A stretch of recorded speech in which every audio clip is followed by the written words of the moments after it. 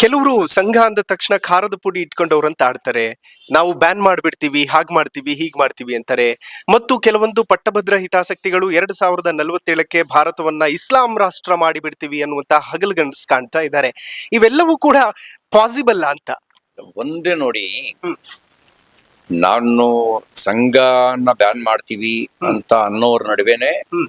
ಸಂಘ ತನ್ನ ಉತ್ತಮವಾಗಿರ್ತಕ್ಕಂಥ ಕಾರ್ಯಶೈಲಿ, Correct. ದಾರಿಯೂ ಒಳ್ಳೆದಿದೆ, ಗುರಿಯೂ ಒಳ್ಳೆದಿದೆ. ಹೌದು. ದಾರಿ ಮತ್ತು ಗುರಿ ಒಳ್ಳೆದಿದ್ದು ಸಮರ್ಪಿತವಾಗಿರ್ತಕ್ಕಂಥ ಸ್ವಯಂ ಸೇವಕರು ಎಲ್ಲಿವರೆಗೂ ಇರ್ತಾರೆ ಅಲ್ಲಿವರೆಗೂ ಯಾರು ಸಂಘವನ್ನ ನಾಶ ಮಾಡ್ಲಿಕ್ಕೆ ಆಗಲ್ಲ. Correct. ಸಂಘದ ವಿಚಾರ ಮತ್ತು ರಾಷ್ಟ್ರೀಯ ವಿಚಾರ ಬೇರೆ ಅಲ್ಲ. ಸಂಘವನ್ನ ನಾಶ ಮಾಡ್ತೀವಿ ಅನ್ನೋದು, ರಾಷ್ಟ್ರೀಯತೆಯನ್ನು ನಾಶ ಮಾಡ್ತೀವಿ ಅನ್ನೋದು ಎರಡೂ ಒಂದೇ ಆಗತ್ತೆ. ಕರೆಕ್ಟ್. ರಾಷ್ಟ್ರೀಯತೆಯನ್ನು ನಾಶ ಮಾಡಿದ್ರೆ ಉಳಿಯೋದೇನು ಉಳಿಯುತ್ತೆ? ಹೌದು. ಅಸ್ತಿತ್ವ ಕಳ್ಕೊಂಡ್ರೆ ಒಬ್ಬ ಅವನು ಉಳಿಯೋದೇನು ಉಳಿಯುತ್ತೆ? ಹಂಗಾಗಿ ಅದೆಲ್ಲ ಸಾಧ್ಯ ಇಲ್ಲದ ಮಾತು. ಇನ್ನ ಇಸ್ಲಾಂ ರಾಷ್ಟ್ರ ಮಾಡಬೇಕು ಅನ್ನೋದು ಗಜ್ವಾಯಿ ಹಿಂದ್ ಆವತ್ತಿನಿಂದ ಪ್ರಾರಂಭ ಆಗಿರೋದು. ಕರೆಕ್ಟ್. ಅದಕ್ಕೆ ಪ್ರಯತ್ನ ಮಾಡ್ತಾ ಬಂದಿದ್ದಾರೆ, ಆದ್ರೆ ಸಫಲರಾಗಿಲ್ಲ. ಯಾಕೆಂದ್ರೆ ಸಫಲರಾಗಕ್ ಸಾಧ್ಯನೂ ಇಲ್ಲ. ಹಿಂಸೆಯ ಮೂಲಕ ಯಾರ ಹೃದಯವನ್ನು ಗೆಲ್ಲಕ್ಕಾಗಲ್ಲ. ಕರೆಕ್ಟ್. ಹಿಂಸೆಯ ಮೂಲಕ ಹಿಂಸೆಯನ್ನ ಮಾನದಂಡವಾಗಿ ಇಟ್ಕೊಂಡು ಹೃದಯವನ್ನು ಗೆಲ್ತೀವಿ ಅಂತ ಹೇಳಿ ಹೋದ್ರೆ ಅದು ಸಾಧ್ಯವಿಲ್ಲದ ಮಾತು. ಹಾಗಾಗಿ ಅದು ಹೃದಯವನ್ನು ಗೆಲ್ಲಕ್ ಸಾಧ್ಯ ಆಗ್ಲಿಲ್ಲ. ಹಾಗಾಗಿ ಅಧಿಕಾರವನ್ನ ವಶಕ್ಕೆ ತಗೊಳ್ಬಹುದು, ತಗೊಂಡ್ರು ಕೆಲವು ಕಾಲ, ಆದ್ರೆ ಹೃದಯವನ್ನು ಗೆಲ್ಲಕ್ ಸಾಧ್ಯ ಆಗ್ಲಿಲ್ಲ. ಸಂಸ್ಕೃತಿಯನ್ನ ನಾಶ ಮಾಡಬಹುದು.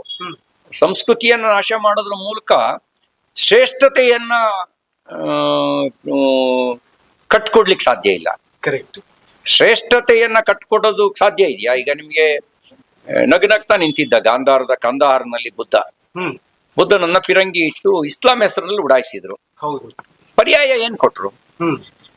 ಪರ್ಯಾಯ ಶ್ರೇಷ್ಠತೆಯನ್ನು ಕಟ್ಕೊಡಕ್ ಸಾಧ್ಯ ಆಯ್ತಾ? ನಾಶ ಮಾಡಿದ್ರು.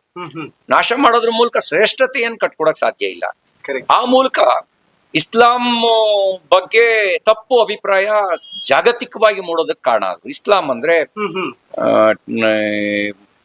ಅಸಹಿಷ್ಣುತೆ ಇದೆ, ಇಂಟಾಲರೆನ್ಸ್ ಇದೆ ಅನ್ನೋದನ್ನ ಜಗತ್ತಿಗೆ ಜಾಹೀರುಗೊಳಿಸಿದ್ರು. ಅಂದ್ರೆ ಬುದ್ಧನನ್ನೇ ಸಹಿಸ್ಕೊಳ್ಳದೆ ಇರ್ತಕ್ಕಂಥ ಒಂದು ಮಾನಸಿಕತೆ ಇನ್ಯಾರನ್ನ ಸಹಿಸ್ಕೊಳ್ಳುತ್ತೆ ಅನ್ನುವಂತ ಭಯವನ್ನು ಹುಟ್ಟಾಕಿದ್ರು. ಆದ್ರೆ ಪ್ರೀತಿಯನ್ನು ಹುಟ್ಟಾಕ್ಲಿಕ್ಕೆ ಸಾಧ್ಯ ಆಗ್ಲಿಲ್ಲ. ಹಾಗಾಗಿ ಭಯದಿಂದ ಪ್ರೀತಿ ನಿರ್ಮಾಣ ಮಾಡಕ್ ಸಾಧ್ಯ ಇಲ್ಲ. ಭಯದಿಂದ ಭಯೋತ್ಪಾದನೆ ಮಾಡ್ಬೋದೇ ಹೊರತು ಜನರ ಹೃದಯವನ್ನ, ಜನರ ಪ್ರೀತಿಯನ್ನ ಗೆಲ್ಲೋದಕ್ಕೆ ಸಾಧ್ಯ ಇಲ್ಲ.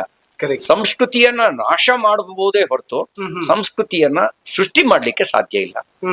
ಹಾಗಾಗಿ ಗಾಂಧಾರದಲ್ಲಿ ನಾಶ ಮಾಡಿದ್ರು, ಸೃಷ್ಟಿ ಮಾಡ್ಲಿಕ್ಕೆ ಅವ್ರಿಗೆ ಸಾಧ್ಯ ಆಗ್ಲಿಲ್ಲ, ಇವತ್ತಿಗೂ ಸಾಧ್ಯ ಆಗ್ತಿಲ್ಲ. ಹಾಗಾಗಿ ನೆಮ್ಮದಿ ಕಳ್ಕೊಂಡಿದ್ದಾರೆ.